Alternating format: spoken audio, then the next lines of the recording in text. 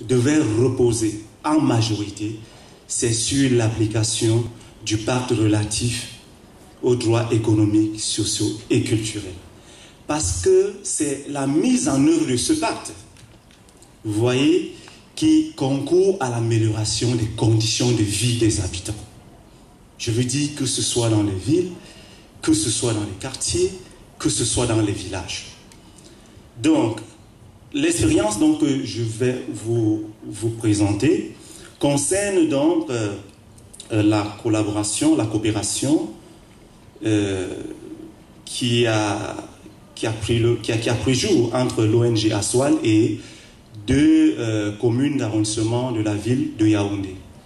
Je vais citer là la commune d'arrondissement de Yaoundé 1er et la commune d'arrondissement de Yaoundé 5e, sur un projet intitulé « Droits économiques, sociaux et culturels pour tous ». Donc, dans ce cadre, donc, quel est le contexte, n'est-ce pas, qui a justifié cette coopération? C'est que nous avons quelques indicateurs qui ont justement permis à ce que cette collaboration puisse être fixée. Le premier indicateur, c'est que les citoyens, par exemple, dans ces communes, participaient faiblement, très faiblement aux activités d'intérêt général, malgré la création des comités d'animation et de développement local. Ça, c'était un premier indicateur. Le second indicateur, c'est que les comportements civiques se faisaient et se font toujours de plus en plus rares dans nos quartiers, dans nos villes, dans nos rues. L'un des indicateurs également, c'est les cadres d'apprentissage à la citoyenneté sont limités, parfois même peu connus. Donc un très faible niveau d'appropriation de la culture à la citoyenneté. Et voilà, et cela peut bien justifier, n'est-ce pas, la faible participation citoyenne à la gestion des affaires publiques locales. Les affaires publiques locales. Donc, voilà donc quelques indicateurs généraux qui s'expliquent aussi qu'aujourd'hui, ces collectivités territoriales décentralisées qui ont déjà du mal à pouvoir mobiliser assez de ressources pour mettre en œuvre ou bien réaliser les ouvrages communautaires qui vont finalement permettre à ces habitants de pouvoir avoir accès aux services et à jouir, n'est-ce pas, de leurs droits, que ce soit le droit à la santé, le droit à l'éducation, le droit au travail, le droit à l'eau potable et autres.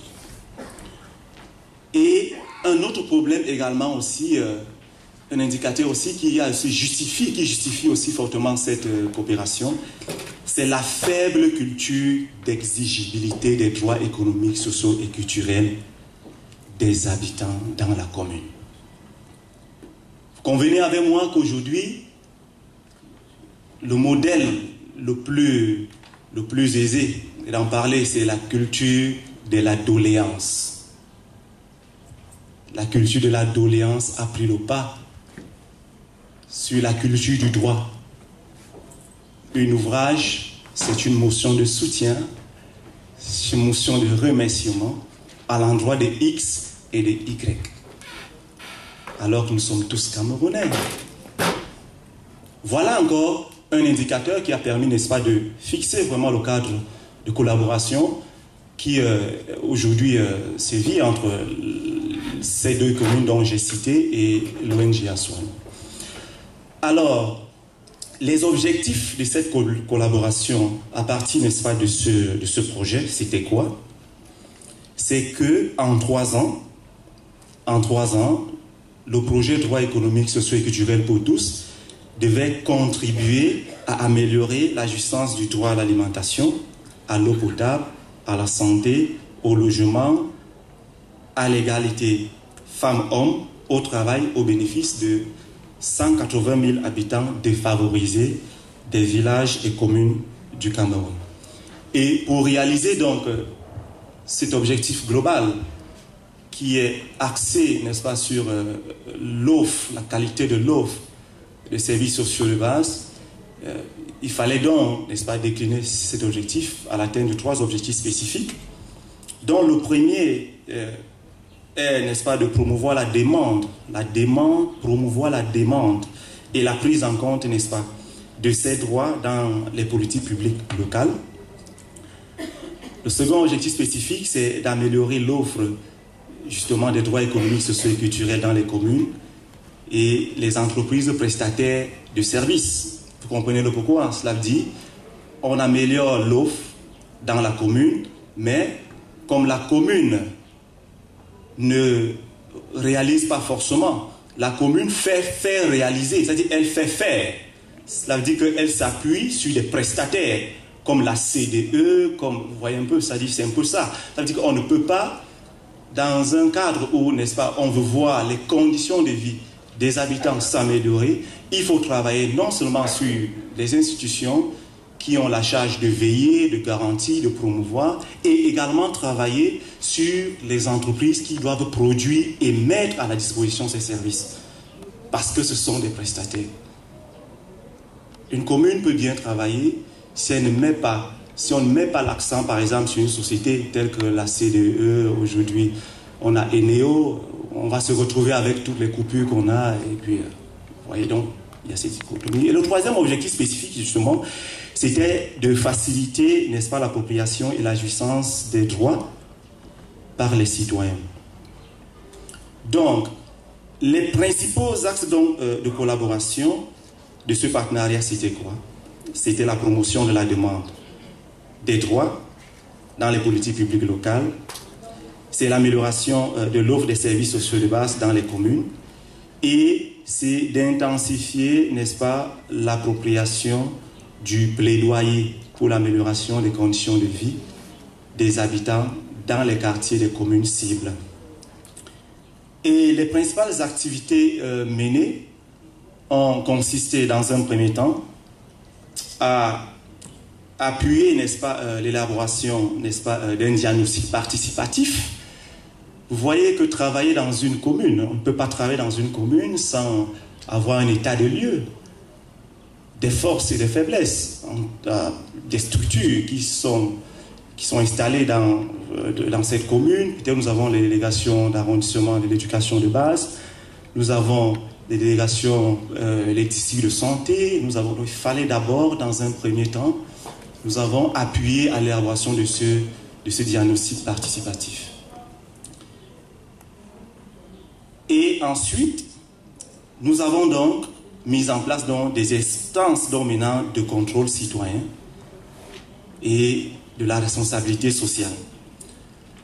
La seconde activité principale, c'était, n'est-ce pas, l'appui, n'est-ce pas, à la mise en œuvre, n'est-ce pas, du processus du budget participatif, qui est un processus qui encourage la participation citoyenne, la participation des habitants à l'élaboration des plans communaux de développement. Et cela se passe expressément par l'animation des forums de quartier. Au cours de ces forums, il y a les forums d'identification des problèmes, il y a les forums de priorisation des besoins, il y a même des forums qui doivent même spécifier, parce qu'aujourd'hui, il faut se dire que les communes, les CTD elles-mêmes ont des limites. C'est qu'après tout ce processus de planification, il faudrait que les CTD elles-mêmes puissent avoir des espaces où elles peuvent réaliser les ouvrages qui ont été choisis par les habitants eux-mêmes. Maintenant, quelque chose, c'est que grâce à une action de coopération entre votre ONG et les mairies de Yaoundé 1er et 5e, vous avez participé à l'élaboration de plusieurs choses, notamment le manuel pédagogique, la mise en place des comités, la sensibilisation des populations dans un sens de conscientisation pour que chaque habitant puisse prendre le développement comme une affaire personnelle. Tout à l'heure, dans l'exposé du directeur Jutuente, il a dit le renforcement de la synergie ou alors la coopération entre les CTD et les OLC devront dépendre des domaines de développement. La cité, l'habitat, l'éclairage, la sécurité, l'alimentation et plusieurs autres. Ceci va amener donc Madame Kameni Kanga à nous orienter comment renforcer les synergies entre les OSC pour un bon développement urbain au Cameroun. Madame Kanga, vous avez la parole. Merci, monsieur le modérateur, de me passer la parole. Il m'a été demandé de faire des recherches pour avoir des axes pour renforcer les synergies entre les collectivités territoriales décentralisées et les organisations de la société civile. Initialement prévu pour être projeté, vous devrez donc être très attentif lors de ma présentation. Elle s'articule autour de 4 points. Un contexte, suivi des obstacles à la synergie entre les deux acteurs, des recommandations et enfin d'une conclusion. Dans le contexte, nous pouvons dire le gouvernement du Cameroun a adopté le 17 novembre 1997 la déclaration de la stratégie urbaine dans laquelle il reconnaît la nécessité de la participation des collectivités territoriales décentralisées et des organismes de la société civile dans la gestion urbaine. Faisant suite à cette déclaration, plusieurs textes ont été signés, fixant le cadre institutionnel et le mode de coopération entre les collectivités territoriales et les organismes de la société civile. Ces textes vous ont été présentés par le premier panéliste.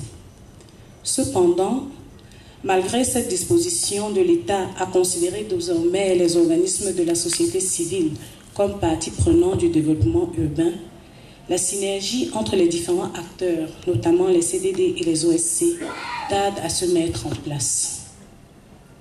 Cela est dû à des obstacles. Parmi ces obstacles, nous pouvons citer entre autres le manque de transparence, le manque d'autonomie financière. Comme le disaient mes prédécesseurs, on ne sait pas comment les OSC sont financés. Et vous savez, selon le type de financement, selon qui finance l'OSC, l'OSC peut être orienté, ce qui est déjà une limite. Si on ne connaît pas qui vous finance, on ne sait pas quelle est la ligne de conduite que vous prônez. Parmi également les obstacles, nous avons le non-respect des clauses des conventions de collaboration. Comme disait mon prédécesseur, il y a des communes qui signent des conventions avec des OSC et qui parfois ne les respectent pas. Il ne s'agit pas seulement des communes, mais les OSC parfois ont du mal à respecter les engagements qu'ils ont pris vis-à-vis des OSC. On a également comme obstacle la personnalisation des acquis. Par exemple, pour un projet mené avec une OSC, quand vous revenez 1 ou 2 ans plus tard, vous voulez remettre en place le même style de projet, il faut parfois recommencer à zéro. Parce que ceux qui étaient là à cette époque sont partis avec la connaissance, on ne sait plus comment faire. De même, pareil également dans certaines mairies, celui qui était là, qui a suivi le projet, s'en est allé avec les documents. On ne sait plus comment ça se passe, on n'a aucune visibilité. Entre difficultés, nous avons la lenteur et les lourdeurs des procédures. Mon prédécesseur en a fait cas, je ne reviendrai plus dessus. Et enfin, le manque de communication. Parce qu'on n'a pas, entre les communautés, les collectivités territoriales et les OSC, parfois le dialogue passe très mal. En guise de recommandation, il convient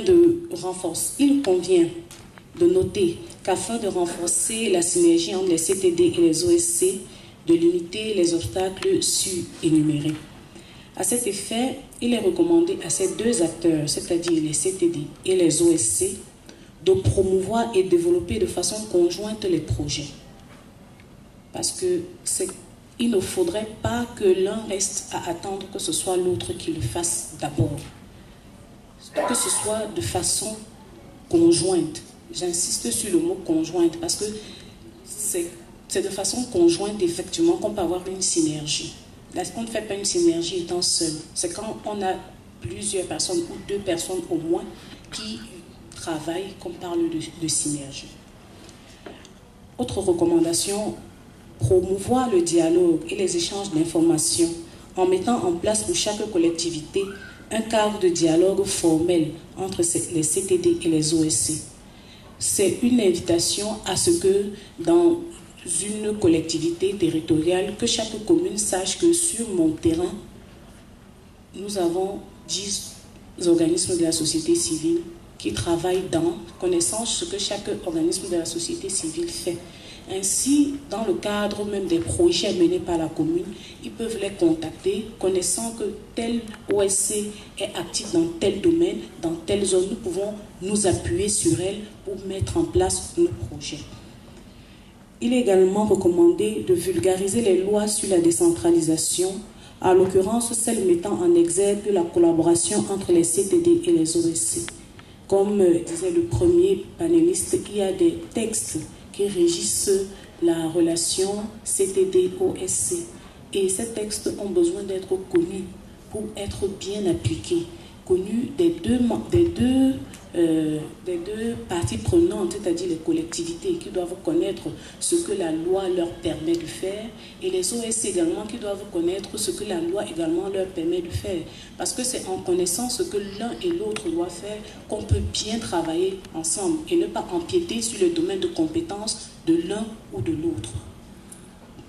En recommandation également, nous suggérons d'impliquer les OSC dans la réalisation des projets communaux. C'est très important. Impliquer les organismes de la société civile.